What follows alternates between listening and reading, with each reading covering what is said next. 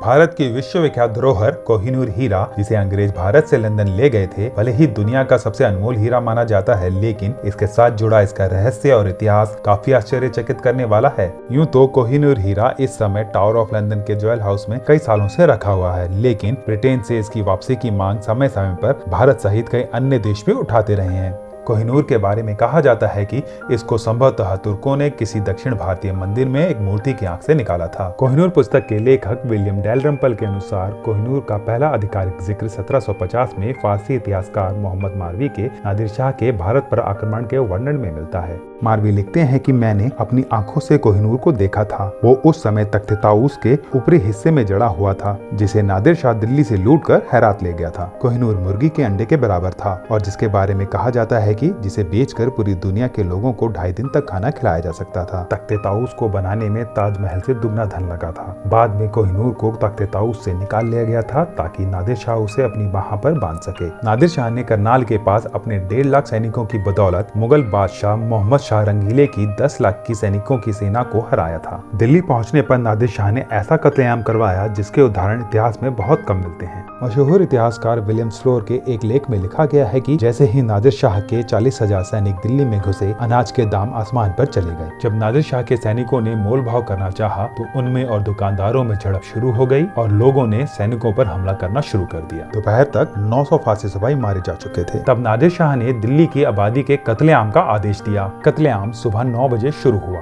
सबसे ज्यादा लोग लाल किला, चांदनी चौक, दरीबा और जामा मस्जिद के आसपास मारे गए। कुल मिलाकर 30,000 लोगों का कत्ल हुआ। मोहम्मद शाह के सेनापति निजाम उल मुल्क बिना पगड़ी के नादिर शाह के सामने गए और उसके सामने घुटनों के बल बैठकर कहा कि दिल्ली के लोगों से बदला लेने की बजाय वो उनसे अपना बदला ले। नादिर शाह ने इस शर्त पर कत्लेआम रुकवाया कि उसके दिल्ली छोड़ने से पहले वो उसको 100 करोड़ रुपए देंगे। अगले कुछ दिनों तक निजाम ने अपनी ही राजधानी को लूटकर नादिर शाह को वो धन चुकाया। संक्षेप में एक ही क्षण में 348 सालों में मुगलों की जमा की हुई दौलत का मालिक कोई दूसरा हो गया। विलियम डैलरम्पल और अनीता आनंद ने कोहिनूर का इतिहास खंगालने में बहुत मेहनत की है। उन्होंने मुगल रत्नों के विशेषज्ञों से बातचीत कर अपने शोध की शुरुआत की। उनमें से अधिकतर की राय ये थी कि कोहिनूर के इतिहास के बारे में जो आम बातें प्रचलित हैं वो सही नहीं है। नादिर शाह के पास जाने के बाद ही कोहिनूर पर पहली बार लोगों का ध्यान गया। दिल्ली की लूट अफगानिस्तान ले जाने का बहुत ही दिलचस्प बयान फारसी इतिहासकार मोहम्मद मारवी ने अपनी किताब आलम आरा इनादरी में लिखा है कि दिल्ली में 57 दिनों तक रहने के बाद 16 मई 1739 को नादिर शाह ने अपने देश का रुख किया। अपने साथ वो पीढ़ियों से जुटाई हुई मुगलों की सारी दौलत ले गया। उसकी सबसे बड़ी लूट थी तख्त ताऊस, जिसमें अभी तक कोहिनूर और तैमूर की रूबी जड़े हुए थे। लूटे गए सारे खजाने को 700 हाथियों, 4000 ऊंटों और 17,000 घोड़ों पर लाद कर हेरात के लिए रवाना किया गया। जब पूरी सेना चेनाब के पुल से गुजरी तो हर सैनिक की तलाशी ली गई। कई सिपाहियों ने हीरे जवाहरात जब्त किए जाने के डर से उन्हें जमीन में गाड़ दिया। कुछ ने तो उन्हें नदी में फेंक दिया, इस उम्मीद में कि बाद में आकर वो उन्हें नदी की तल्ली से उठाकर वापस ले जाएंगे।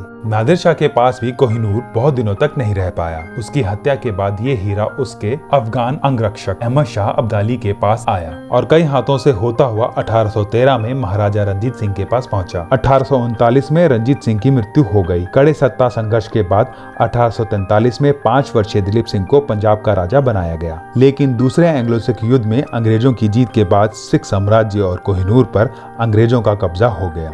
दिलीप सिंह को उनकी मां से अलग कर एक अंग्रेज दंपति के साथ रहने के लिए फतेहगढ़ के लिए भेज दिया गया और लॉर्ड डलहौजी ने कोहिनूर को महारानी विक्टोरिया को पानी के जहाज से भेजने का फैसला किया। उस जहाज को रास्ते में कई परेशानियों का सामना करना पड़ा। कोहिनूर पुस्तक के अनुसार कोहिनूर को समुद्री जहाज में जब इंग्लैंड भेजने के लिए लोड किया गया तब जहाज के कर्मी दल को भी नहीं पता था कि वो क्या कर रहे हैं। सिर्फ 3 लोगों को पता था कि इस जहाज पर कोहिनूर मौजूद है। जब ये जहाज लॉन्च किया गया था तब 1-2 हफ्ते तक कोई परेशानी नहीं हुई, लेकिन फिर जहाज पर कई लोग अचानक बीमार पड़ गए और फिर जहाज पे हैजा फैल गया। जहाज पर कर्मी दल हैजा फैलने की वजह से बहुत बीमार थे और धीरे धीरे मरते जा रहे थे। वो सिर्फ यही प्रार्थना कर रहे थे कि जहाज जल्द से जल्द इंग्लैंड पहुंचे। इंग्लैंड पहुंचने के रास्ते में उन्हें समुद्री तूफान का सामना भी करना पड़ा, जिसने जहाज को करीब आधा नष्ट कर दिया। तब उन्हें एहसास हुआ कि शायद कोहिनूर हीरे में कुछ काली शक्तियां हैं। जब कोहिनूर लंदन पहुंचा तो उसे लंदन के क्रिस्टल पैलेस में ब्रिटेन की जनता के सामने प्रदर्शित किया गया। कोहिनूर को ब्रिटेन ले जाने के 3 साल बाद इसकी इंग्लैंड में नुमाइश की गई। द टाइम्स ने लिखा, लंदन के लोगों का इतना बड़ा जमावड़ा इससे पहले कभी नहीं देखा गया। प्रदर्शनी जब शुरू हुई तो लगातार बूंदाबांदी हो रही थी। जब लोग प्रदर्शनी के द्वार पर पहुंचे तो अंदर घुसने के लिए घंटों लाइन लगानी पड़ी। हीरा पूर्व में ब्रिटिश साम्राज्य के अनोखेपन का प्रतीक बन गया था, जो ब्रिटेन की फौजी ताकत के बढ़ते असर को भी दिखाता था। इस बीच फतेहगढ़ के किले में रह रहे महाराज दिलीप सिंह ने लंदन जाकर महारानी विक्टोरिया से मिलने की इच्छा प्रकट की और रानी इसके लिए तैयार भी हो गई। क्वीन विक्टोरिया को हमेशा बुरा लगता था कि उनके साम्राज्य में एक बच्चे के साथ कितना बुरा हुआ। क्वीन विक्टोरिया महाराज दिलीप सिंह को पसंद करती थी और शायद इसलिए उन्होंने कोहिनूर के आने के 2 साल बाद भी उसे सार्वजनिक रूप से कभी नहीं पहना, क्योंकि उन्हें लगता था कि दिलीप को बुरा लगेगा। उस जमाने में विंटर हॉल्टर नाम का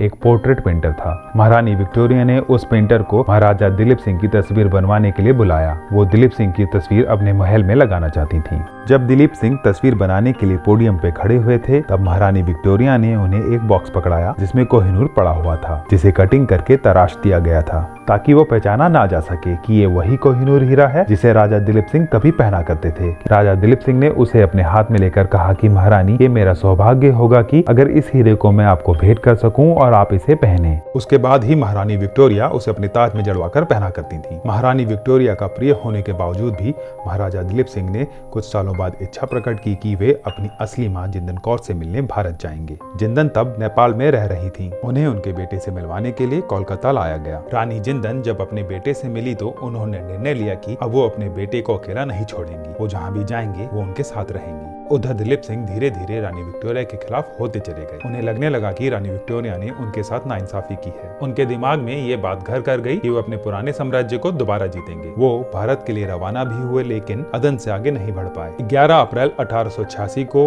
उन्हें और उनके परिवार को पोर्ट शहीद में गिरफ्तार कर लिया गया। बाद में उन्हें छोड़ दिया गया, लेकिन उनका सब कुछ छीन लिया गया था। 21 अक्टूबर 1893 में पेरिस के एक बहुत मामूली होटल में उनकी लाश मिली। उस समय उनके साथ उनके परिवार का कोई सदस्य मौजूद नहीं था। इसके साथ ही महाराजा रंजीत सिंह का वंश हमेशा के लिए खत्म हो गया। रानी विक्टोरिया के बाद किसी भी ब्रिटिश राजा या रानी ने कोहिनूर को अपने ताज में नहीं पहना, सिवाय उनकी बहू रानी अलेक्जेंड्रा के। महारानी विक्टोरिया को इस हीरे के शाप के बारे में बताया गया होगा। वो हीरे को ताज में जड़वाकर 1852 में स्वयं पहनती हैं और ये वसीयत करती हैं कि इस ताज को सदैव महिला ही पहनेंगी। यदि कोई पुरुष ब्रिटेन का राजा बनता है तो ये ताज उसकी जगह उसकी पत्नी पहनेगी। पर कई इतिहासकारों का मानना है कि महिलाओं के द्वारा धारण करने के बावजूद भी इसका असर खत्म नहीं हुआ और ब्रिटेन के साम्राज्य के अंत के लिए भी यही जिम्मेदार है। ब्रिटेन 1850 तक आधे विश्व पर राज कर रहा था, पर इसके बाद उसके अधीन देश एक एक कर स्वतंत्र हो गए। भले ही कोहिनूर दुनिया का सबसे अनमोल हीरा क्यों ना हो, लेकिन उसके साथ एक शाप जुड़ा है जो मौत तो लाता है, लेकिन पूरी तरह तबाह और बर्बाद करने के बाद। कोहिनूर का अर्थ है रोशनी का पहाड़, लेकिन इस हीरे की रोशनी ने ना जाने कितने ही साम्राज्यों का पतन कर दिया।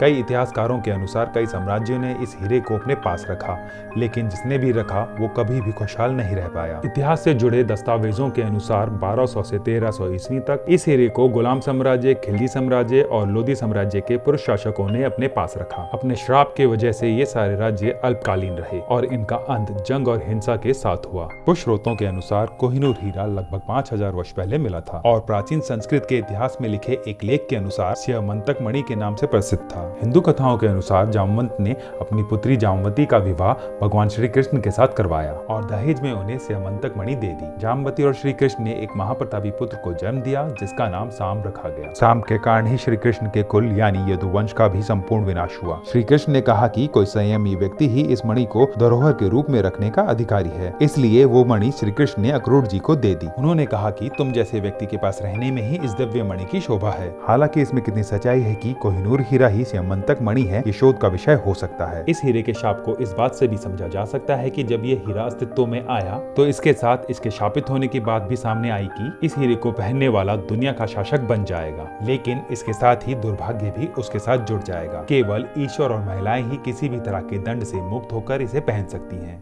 तो दोस्तों, ये था कोहिनूर का इतिहास। अगर आपको कोहिनूर के बारे में ये इन्फॉर्मेशन अच्छी लगी हो तो वीडियो को लाइक करना ना भूलें। साथ ही ऐसे ही दिलचस्प वीडियो देखने के लिए हमारा चैनल सब्सक्राइब करना बिल्कुल ना भूलें और नए वीडियो के नोटिफिकेशन के लिए बेल आइकॉन जरूर दबाएं। Thanks for watching.